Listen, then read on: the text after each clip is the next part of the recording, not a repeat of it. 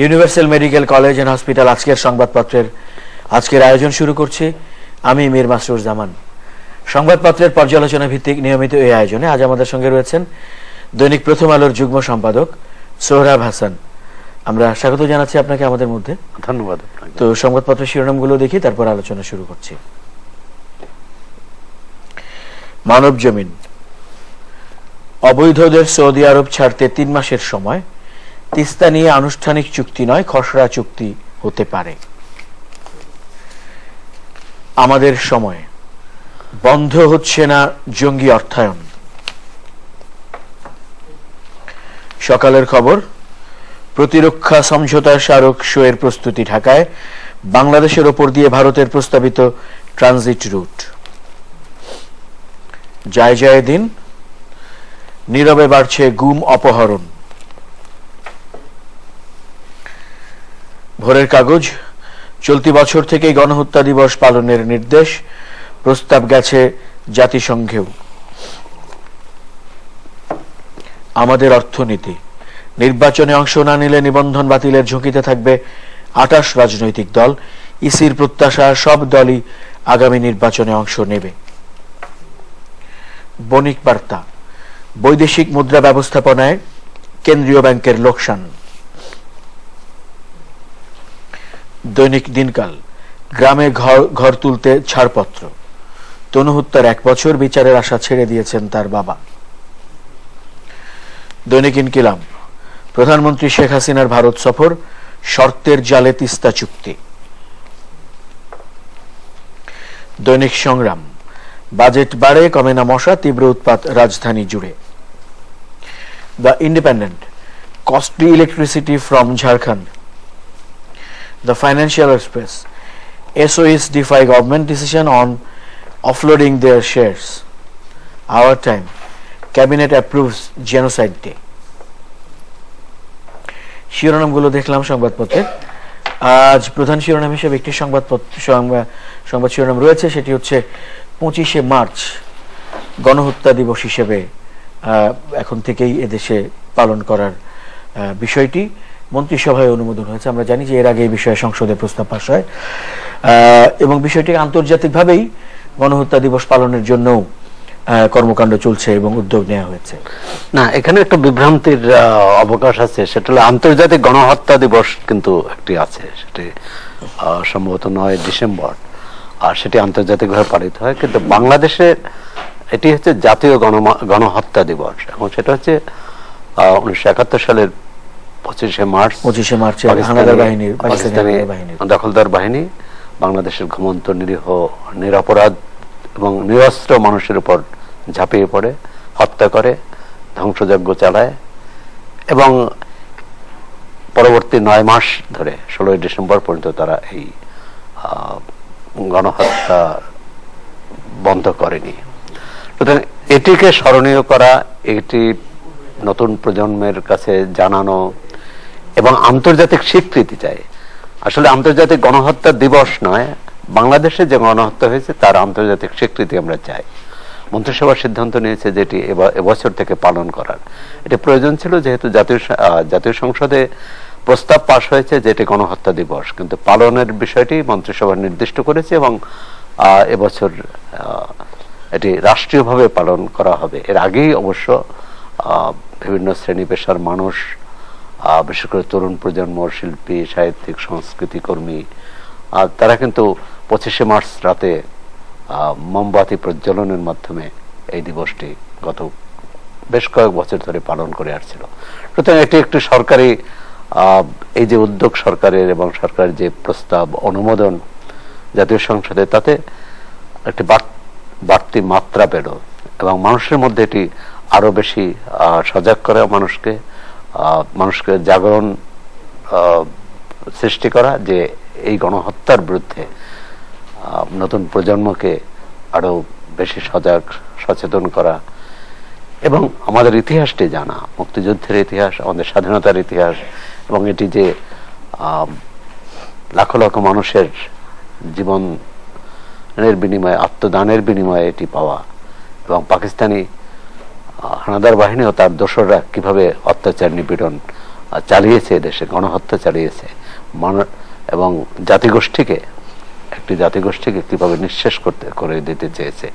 আর সেটি আমাদের এই ইতিহাস জানানোর জন্য এই দিবসটি, এবং জাতিসংঘে জানানো, অর্থাৎ বাংলাদেশে যে গণহত্যা হয়েছে সেটি জাতিসংঘ সহ আন্তর্জাতিক সংস্থাগুলো যাতে স্বীকার করে নেয়, যাতে স্বীকৃতি দেয়, যাতে এই দিবসটি যথাযোগ্য সদস্য দেশগুলো, কারণ মানবাধিকারের যারা পক্ষে,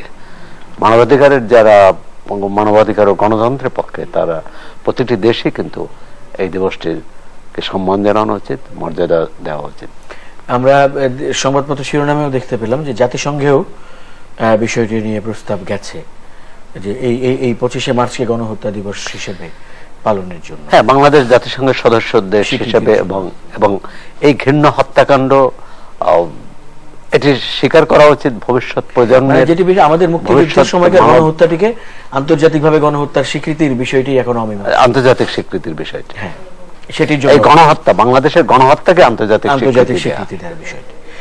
তো এর বাইরে আমরা শিরোনাম দেখছি যে চট্টগ্রামে আমরা সীতাকুণ্ডে এর আগে দুটি বাড়িতে জঙ্গি বিরোধী অভিযান দেখেছি। আস্তানা বলে সেখানে অভিযান চালানো হয়েছে, নিহত হয়েছে আত্মঘাতী জঙ্গিরা, এবং এর বাইরেও হতাহতের ঘটনা ঘটেছে।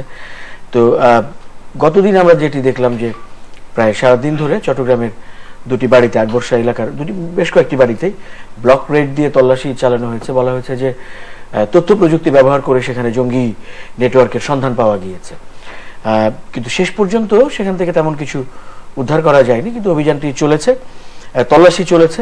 আবার এর বাইরে আগের সীতাকুণ্ডের বাড়িগুলো থেকে এখনো বোমা, বিস্ফোরক, এগুলো আরো কিছু উদ্ধার করা হয়েছে।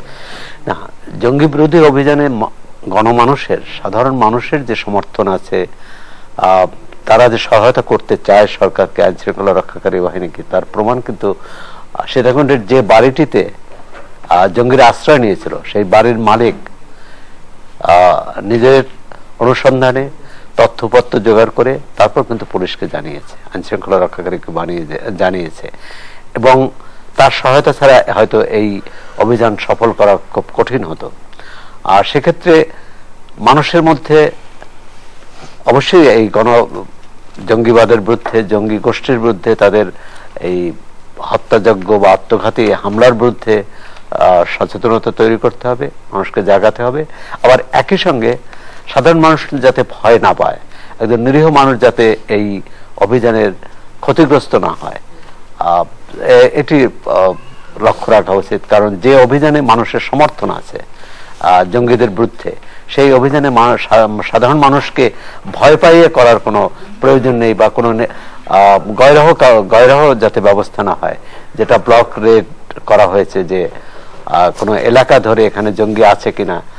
এবং এটি উদ্বেগের বিষয় যে সীতাকুণ্ড, তার আগে অন্য অন্য জায়গায় আমরা দেখলাম যে লাক্ষাংসারিতে এখন ধারণা করা হচ্ছে যে সেখানেও এই ধরনের জঙ্গি গোষ্ঠী আস্তানা গাড়তে পারে।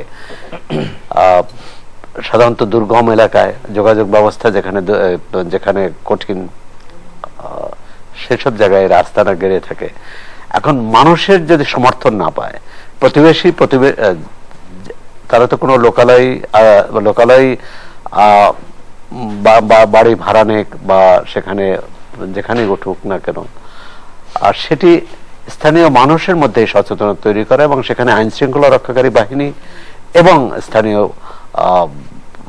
বাসিন্দারা, তাদের যৌথ উদ্যোগ দরকার, বা তাদের পারস্পরিক আস্থার সম্পর্ক গড়ে তোলা দরকার। কিন্তু সাধারণ মানুষ যদি ভয় পেয়ে যায় অভিযানে, অথবা ভয় পাইয়ে দেওয়া হয়, তাহলে কিন্তু এই অভিযান সফল হওয়া কঠিন। সীতাকুণ্ডে আমরা দেখেছি, অন্য জায়গায় দেখেছি, সাধারণ মানুষ কিন্তু এগিয়ে এসেছে। এবং সীতাকুণ্ডের ঘটনায় বিশেষ করে যে ওই পরিবারের যারা জিম্মি ছিল, সেখানে শিশুরা গিয়েছিল পড়তে, কোচিং করতে, তারা আটকা পড়েছিল, নারী পুরুষ অনেকেই আটকা পড়েছিলেন। তাদেরকে যেভাবে উদ্ধার করা হয়েছে, অর্থাৎ জঙ্গি গোষ্ঠীর সদস্য ছাড়া আর কেউ কিন্তু ক্ষতিগ্রস্ত হয়নি। তাই এটি খুবই ভালো, বলবো যে একটি সবচেয়ে কম ক্ষতির অভিযান। দুইজন পুলিশ কর্মকর্তা আহত হয়েছেন এবং তারাও সংখ্যামুক্ত। সুতরাং আমরা ধরে নিতে পারি যে সেটি অভিযানটি সফল হয়েছে, এবং সাধারণ মানুষের স্থানীয় বাসিন্দাদের সহায়তার সাহায্যেই কিন্তু এটি সম্ভব হয়েছে। আমরা জানি যে কুমিল্লা সেনানিবাস এলাকায় সোহাগী জাহান তনু নিহত হয়েছিলেন এবং নির্যাতনের শিকার হয়েছিলেন। তিনি কলেজ ছাত্রী এবং সংস্কৃতি কর্মী ছিলেন। তার এই নির্মম মৃত্যুর পরে তার পরিবারের দিক থেকে, সমাজের সব মহল থেকে সারা দেশ জুড়ে বিক্ষোভ হয়েছে, দোষীদের ধরে শাস্তি দাবি করা হয়েছে, কিন্তু এখনো পর্যন্ত দেখা যাচ্ছে যে সেদিকে কোনো অগ্রগতি নেই। একটি পত্রিকার শিরোনামের ভাষা যে তার পরিবার তার এই হত্যার বিচারের আশা ছেড়ে দিয়েছে। না, এটা খুবই দুর্ভাগ্যজনক, খুবই দুঃখজনক যে রাষ্ট্র 1 বছরেও এই হত্যার রহস্য উদ্ঘাটন করতে পারেনি, অপরাধীদের ধরা দূরের কথা তাদেরকে চিহ্নিত করতে পারেনি।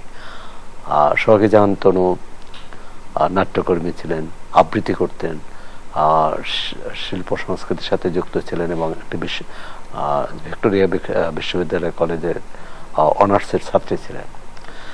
এরকম একটি মেয়ে, এবং তার নিহত হওয়ার ঘটনাটি ঘটেছে কিন্তু সুরক্ষিত সেনানিবাসের ভিতরে। এ কারণেই প্রশ্নটি আরো জোরালো যে এই সেনানিবাসে যেখানে সবার প্রবেশাধিকার নেই, সেখানে এমন কারা ঢুকে এই মেয়েটিকে হত্যা করলো। এবং আপনি বাবার কথা বললেন, সোহাগী জাহান তনুর, তার মা কিন্তু আরো খুবই বেদনার্ত কণ্ঠে বলেছেন যে আমরা যখনই তদন্তের কথা জিজ্ঞেস করি তখন দায়িত্বপ্রাপ্ত তদন্ত কর্মকর্তা বলেছেন যে আপনারা চুপ করুন, মানে আপনারা কথা বলবেন না, তার ছবি টিভিতে দেখাবেন না। তাই এই ধরনের, এটি কিন্তু এক ধরনের নিষ্ঠুর আচরণ, একটি ক্ষতিগ্রস্ত এবং সন্তানহারা মায়ের প্রতি। এবং বাবা সেখানে চাকরি করেন, সুতরাং তার উপর ভয়ভীতি চাপ আছে বলেই তিনি কথা বলছেন যে তিনি আর বিচারের আশা করেন না। এবং তিনি কথাও বলছেন প্রথম আলোর সাথে সাক্ষাৎকারে যে তার মা বলেছেন তনুর যে তার বাবার ভাষ্য হচ্ছে আগে তো আমাদের বাঁচতে হবে, তারপর তনু হত্যার বিচার। একজন সন্তানহারা বাবা বা মায়ের এই যে আর্তনাদ, এই যে আহাজারি, এটি রাষ্ট্র যদি না শোনে, এই তদন্তে যারা দায়িত্বে নিয়োজিত তাদের ন্যূনতম আন্তরিকতা থাকলে এই ঘটনাটি 1 বছরের বেশি সময় ধরে অনুদ্ঘাটিত থাকতো না।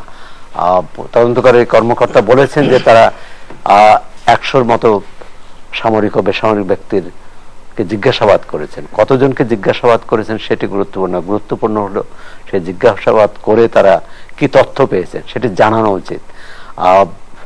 এখন তনুর বাবা মা তারা খুবই সাধারণ মানুষ, তাদের সামর্থ্য নেই, শক্তি নেই, দুর্বল মানুষ। তাদেরকে ধমক দিয়ে বা চাপ দিয়ে মুখ বন্ধ করা এটি কিন্তু কোনোভাবেই উচিত নয়। আমরা চাই তনু হত্যার রহস্য উদ্ঘাটিত হোক, অপরাধীরা ধরা পড়ুক, শাস্তি পাক। আরেকটি শিরোনাম রয়েছে এখানে যে সাধারণ মানুষদের, এটি অভিযোগ, বিএনপির দিক থেকে অভিযোগ করা হয়েছে, এরকম বলা হয়েছে যে সাধারণ মানুষদের তুলে নিয়ে জঙ্গি বানিয়ে হত্যা করা হয়েছে, এরকম এটি তাদের বক্তব্য। আবার এর বাইরে আমরা মানবাধিকার কমিশনের দিক থেকেও বলতে দেখেছি যে যদি তেমন ঘটনা ঘটে থাকে তাহলে সেটি অবশ্যই তদন্ত সাপেক্ষ এবং বিচারের আওতায় আনার মতো বিষয়। মানে একটা সমাজে অপরাধ নির্মূল বা অপরাধ দমনের প্রধান হাতিয়ার হচ্ছে আইনের শাসন, আইনের প্রয়োগ। তা আইনের প্রয়োগ হচ্ছে আইন শৃঙ্খলা রক্ষাকারী বাহিনী, তাদের দায়িত্ব হচ্ছে অপরাধীকে ধরে বিচারে সোপর্দ করা। সে যত বড় অপরাধী হোক, আইন শৃঙ্খলা রক্ষাকারী বাহিনী কিন্তু বিচার করতে পারে না। কিন্তু আমরা এখানে দেখেছি যে সেই যে কাশপুরের যে ঘটনাটি ঘটেছে, যে সেই ভুক্তভোগী তাকে গাড়িতে তুলে নিয়ে আবার তার বাড়িতে নিয়ে আসা হয়েছে। পত্রিকার খবর অনুযায়ী সেখানে ব্যাংকের চেক থেকে টাকা তুলে তার সই নেওয়া হয়েছে, তারপর তাকে আবার নিয়ে যাওয়া হয়েছে। পরবর্তীকালে দেখা যাচ্ছে যে তিনি গুলিতে নিহত। এবং তার সহযোগী যে তার একই সঙ্গে ছিলেন, তার খোঁজ এখনো নেই। এবং তার মা সরকারের কাছে, প্রধানমন্ত্রীর কাছে আবেদন জানিয়েছেন যে তার সন্ধান দেওয়া হোক। তো একটি আইনের শাসন আছে এরকম একটি দেশে, গণতান্ত্রিক দেশে, এ ধরনের ঘটনা কোনোভাবেই কাম্য নয়। বিএনপির মহাসচিব ফখরুল ইসলাম আলমগীর বলেছেন যে প্রকৃত ঘটনাটা কি সেটি তো জানাতে হবে। আর কাউকে জঙ্গি চিহ্নিত করে তাকে হত্যা করা, এটি যদি অপারেশন হতো, সেখানে আইন শৃঙ্খলা রক্ষাকারী বাহিনী অনেক সময় বলে যে আক্রান্ত হয়ে তারা গুলি করে সন্ত্রাসী বা জঙ্গিদের উপর, তখন মারা যায়। কিন্তু এখানে তো এরকম কোনো ঘটনা ঘটেনি যে তাদের উপর আক্রমণ করেছে, এবং সেটি পুলিশ বা র্যাবের পক্ষ থেকেও দাবি করা হয়নি। ঘটনার অনুসন্ধান করা উচিত, ঘটনাটির সুষ্ঠু তদন্ত হওয়া উচিত, এবং প্রকৃত অপরাধী যারা তাদের বিরুদ্ধে ব্যবস্থা নেওয়া উচিত। কোনো বাহিনীর একজন বা একাধিক সদস্য কোনো অন্যায়ের সাথে যুক্ত থাকলে ওই বাহিনী, পুরো বাহিনী কিন্তু সেই দায়টা পুরো বাহিনীর নয়। বরং এটি যদি তদন্ত না করা হয়, চিহ্নিত না করা হয় কে গুলি করেছে, তাহলে কিন্তু এই বাহিনীর উপরই দায় পড়ে। আমরা আশা করি যে আইন শৃঙ্খলা রক্ষায় নিয়োজিত বাহিনী এই বদনাম তারা নেবে না, এবং ঘটনার প্রকৃত রহস্য উদ্ঘাটন করবে, এবং পরবর্তীকালে এই ধরনের, ভবিষ্যতে যাতে এই ধরনের ঘটনা না ঘটে সে ব্যাপারে আইন শৃঙ্খলা রক্ষাকারী বাহিনী সজাগ ও সতর্ক থাকবে। তারা বলেছে তাদের বাহিনী তাদের কেউ তুলে নেয়নি। তাহলেও কিন্তু একটি প্রশ্ন আসে যে তাহলে কে তুলে নিয়েছে? যে তুলে নিয়েছে তাকেই খুঁজে বের করতে হবে, এবং সেটাই সরকারের দায়িত্ব।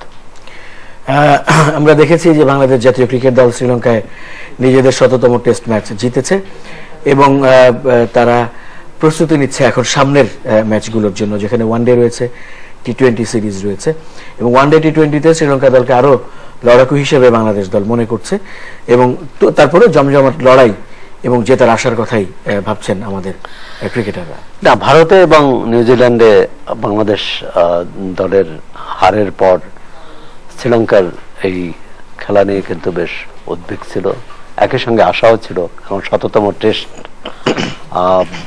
কি হয় না হয়। প্রথম খেলায় যখন হেরে গেছে